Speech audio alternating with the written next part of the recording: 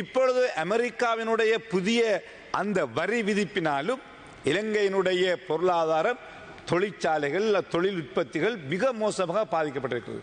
ஆகவே கௌரவ நிதியமைச்சர் அவர்களே, ஜனாதிபதி அவர்கள் நேரடியாக அமெரிக்காவுக்கு சென்று அமெரிக்க ஜனாதிபதியை சந்தித்து அவர் ஒரு வேண்டுகோளை விடுக்கின்ற போதுதான் நாங்கள் நினைக்கின்றோம் இந்த பிரச்சனைக்கு தீர்வு காண முடியும். பல நாடுகள் தங்களுடைய இவ்வாறு இருந்த வரி விதிப்புகள் பல ஜனாதிபதிகள் தலைவர்கள் அந்த நாட்டுக்கு அமெரிக்காவுக்கு சென்று நேரடியாக பிரசிடென்ட் ட்ரம்பை மீட் பண்ணினதன் ஊடாகத்தான் அந்த வரி இன்று நீக்கப்பட்டிருக்கிறது. ஆகவே உடனடியாக இது ஒரு வெறும் அரசாங்கத்தினுடைய பிரச்சனை அல்ல, இந்த நாட்டினுடைய பிரச்சனை, ஒரு பார்ட்டி கவர்மெண்டுடைய பிரச்சனை அல்ல என்றால் இது மொத்த நாட்டையுமே பாதிக்கின்ற ஒரு பிரச்சனை.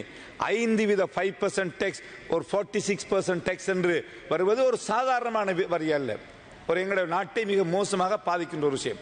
ஆகவே கௌரவ அதிமேதக ஜனாதிபதி அவர்கள் இவ்வளவு விரைவாக அமெரிக்காவுக்கு செல்ல முடியுமோ சென்று அமெரிக்க ஜனாதிபதியை சந்தித்து நேரடியாக தனிப்பட்ட முறையிலே பர்சனலாக அவரை சந்தித்து இந்த வரியை 5% மீண்டும் குறைக்கின்ற போதுதான் நாங்கள் இந்த தொழிற்சாலைகளை கொண்டு செல்ல முடியும். நான் ஏற்கனவே சொன்னதை போல இந்த 120 பிசினஸ் இண்டஸ்ட்ரீஸ் அல்லது ஃபேக்டரிஸ், கம்பெனிஸ் நாளாந்த மூடப்பட்டு கொண்டிருக்கின்றது. அதே போன்று நான் ஏற்கனவே சொன்னதை போல 90,000 small and medium industries within last 1 இயருக்குள்ள மூடப்பட்டிருக்கிறது.